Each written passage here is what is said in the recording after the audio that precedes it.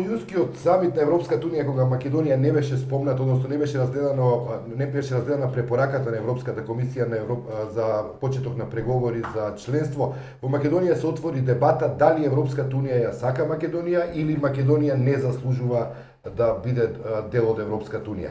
На оваа тема денеска во студиото на Нова гости се еден поранешен министер за надворешни работи, професорот Љубомир Фрчковски, и еден поранешен вице-премиер за европски интеграции, професорот Ивица Боцевски.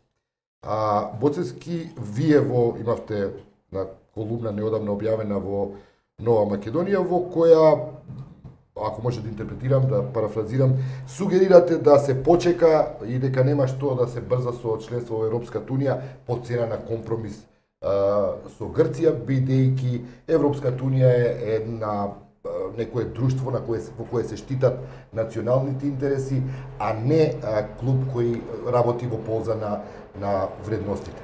Значи да разјасниме сега, да парафразираме убаво. Да. Суштината на македонската апликација за членство во Европската унија лежи токму во вредностите, односно Република Македонија припаѓа на кругот на држави кои што споделуваат исти вредности врзани со демократијата, со владењето на правото, со принципите на пазарното стопанство, социјалното пазарно стопанство, ако можам така да кажам, и да го натаму. И од тие причини Македонија нормално ја има доставена својата апликација за членство во Унијата. Меѓутоа, за жал, Европската унија како институција делува тврдо реалистички, односно тука реал политиката е точно и јасно застапена и според правилата на Европската унија секоја држава членка може да го блокира членството на било која друга. Република Македонија веќе 20 години се соочува со една грчка агресија. Тоа го знаеме, дали велите дека е ова дека некој во Македонија она што се случи во јуни ќе го толкуваат како пораз и дека особено како што велите на интелектуално бедна категорија и овој пат ќе бидат излитени со фразите дека сите не претрка, дали ќе обстанеме, како понатаму и слично. Па да, не гледам причини за таков дефетизам и за такво мавање од земја, условно кажано, заради тоа што ова за Република Македонија е општо место со кое што се случува 20 години. Ниту има нешто ново, ниту има нешто вон во обичајните текови, едноставно Грција ставила повторно вето. Професоре Фрчковски, дали сте вие од тие интелектуалци кои ќе го толкувате ова како пораз? Знаете, секој добар криминалистички филм, стариот инспектор пред пензија, кој ќе се најде у гужва, изговара клучната реченица I'm too old for this shit. Тоа е исто во овој случај, кога ги слушам министрија за Европска унија или надворешни работи на оваа влада, оваа политичка елита која е сега власт, околу оправдањето на таа еден колаптична, катастрофична надворешна политика, која е перманентно лузерска во основа, слаба, послаба од претходната. Тоа не е значи у континуитет слаба, туку е послаба драстично од претходната.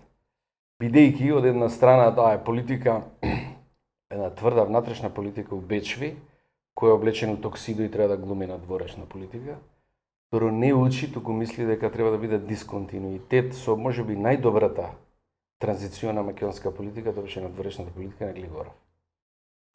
И тука, пошто не учат во таа работа, барем она пик да земат нешто од приказната, они не учат една основна работа, дека ние никога, например, има една теза дека ние не можеме да го решиме спорот со Грција, бидејќи таа не ни дава достоинствена рамка за директни преговори. Тоа е аматерска теза. Не можете... Се повикам една теза исто од Боцевски текстот со која е релевантна за дискусија. И да продолжеше таа политика на Глигоров, Грција го имаше најавено ветото, односно можноста да изврши тој најсилен удар и притисок врз Македонија, секако ќе искористеше пак.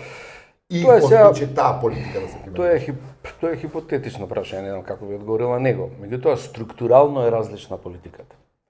Значи, нашата политика сега не постои во однос на преговорите со Грција. Ние никогаш не сме преговарали директно со Грција. Тезата за директни преговори е тотално лузерска. Ние никогаш нема, тоа морате да не ги знаете грците аматерски. Да очекувате Самарес дека треба да му даде достоинствена фреймворк за разговор со Грција. Нема никакви шанси. Обидот тоа да го правите аматерски обид. И соочени сте со неуспех. Консеквенциите од тоа ви однапред треба да ги знаете, не сте толку неписмени. Знаете дека тоа нема да се случи на таков начин. Тоа Глигоров го знаеше подобро, веројатно од неговото искуство. Он никогаш ниту се обидувал, го моли председателот на Грција да се среќава со него, знаеш, од 91 да ви подобрите ситуација. Вториот дел, тука како ќе земам само како пример на еден тип политика. Второ, никогаш директно со грците. Подсетам, министрите на външни работи прв пат при интерим акордот се сретнаа во Њујорк при подпишување. Холбург преговараше. Никогаш директно со грците. Илузија, лузерска е тоа. И тоа ќе биде во иднина секогаш така, ако се обидуваат таа врата да ја отворат. Таа врата за нас е затворена и не ја отвараме. Тука ставаме клjuč, катанец и здраво. Ние секогаш не разговарале со брокери по таа линија. Значи, американците, Европска унија, заедно они, ако успееме. Зашто е тука проблемот? Кога се ориентирате кон таква политика, да некој друг мора да ги посредува релациите, поради стартно неравноправниот однос меѓу нас и Грција, она членка тамо ние влегуваме тамо, ова што плачат они перманентно, тоа е норм, за ситуација меѓународно, што да правиме врска со тоа? Правите стратегија како тоа да го компензирате. Компензацијата се брокери. За да ги имате нив, вие мора една политика да водите кон нив, значи ги градите односите со нив. Почитувате правила, се однесувате согласно правила, тоа е шанса за мала држава. Немате друго, немате економска баталјоните да ги пуштите. Трето, односите ги правите така, тоа е ова Пахор, поентата кај Пахор, читајте ја. Вика, он треба да направи полно име, кому да го упати? На Европска унија, не вика на Грција. Тоа е тој елемент. Значи, треба да ги импресионира брокерите за овој однос да биде некако избалансиран. Не значи дека тоа ќе успее, прва, втора лопта. Но тоа е единствена стратегија која се прекина во еден конфликт. Последен, да речеме, изблик на таа стратегија беше нивниот договор за заедничко име пред Букурешт, кој им го дадоа во рацете на Буш.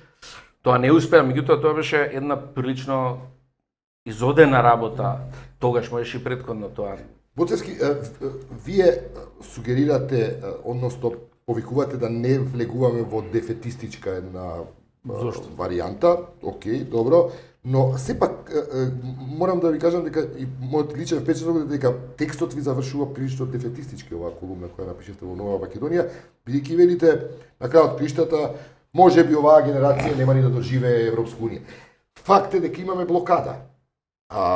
Нели е дефетизам да речеме, па сега добро, сега тоа е, Калимеро нема правда и се... Оваа генерација покрај тоа што имала толку прекрасна стратегија, не доживеа ниту членство во ЕУ, ниту де факто членство во НАТО и така натаму, па гледаме дека ништо посебно не се случи во Република Македонија, така што ја не гледам тука никаков посебен проблем. Република Македонија има реализирана својата државност. Имаме ситуација на која сме изложени сега или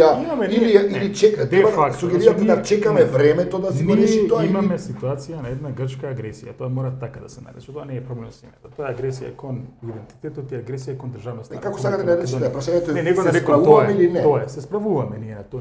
Се справуваме со оние механизми кои што ни стојат на располагање како држава. Се разбира. Комуницираме со сите партнери кои што имаат намера да не се слушаат, меѓутоа се разбира дека интересот за Република Македонија е таков каков што е и резултантата која што се добива е иста како што е добивана и во времето на Глигоров и во времето после Глигоров и така натаму. Република Македонија не си има помрднато тука од место. Се, ако гледаме историски, постојат многу точки каде што ние можеме да ставаме критика, каде Македонија промашила, каде Македонија не промашила така натаму, меѓутоа кога се собирате со една отворена агресија, како што Република Македонија се собира. Прашањето му е конкретно, застануваме, се повлекуваме и тоа е тоа и што апликацијата си е на маса, Република Македонија ги прави сите реформи и за ЕУ и за НАТО и тоа е тоа. Не, тоа е исто интересно прашање пред кое ја претпоставувам дека јавноста е прилично збунета. Има еден вака очигледна една тенденција да се прикаже ситуацијата дека кај нас е се окей, ние немаме никаков проблем со европската агенда. И дека имаме еден единствен проблем, а тоа е Грција, или да е пак да парафразирам изјавата на председателот Иванов, да беше Европска унија спорт, да се играше по спортски правила, ние ќе бевме членка. Не сакам тоа да коментирам, меѓутоа точно. За влез во НАТО и за почеток на преговори проблемот е само името, ништо друго. Ништо друго. Сите можни варијанти се пробани, сите можни сокаци се испитани, авени и така натаму, и од актуелната влада и од сите влади претходно. Ова е резултатната ситуација. Едноставно, од другата страна, Ние сме Европа, вие не сакате, да подноставам. Не е тоа. Грција јасно стави до знаење дека ветото останува нивно последно орудие. Кога тие ветото го повлекува во Букурешт, тоа се прелија не само во НАТО, туку и Европската унија. И тие немаат намера да отстапат од својата позиција. Меѓутоа, проблемот со тоа вето е што тие не го спорат името, тие спорат многу повеќе, кој што реков, тие спорат идентитетските прашања и ја спорат државноста. И многу се отворени во таа нивна позиција. Многу се отворени. Се разбира, тоа невозможува било која рационална влада во Република Македонија да влезе во рационални разговори кои што ќе доведат до затварање на ситуацијата. Не е тоа дека Македонија нема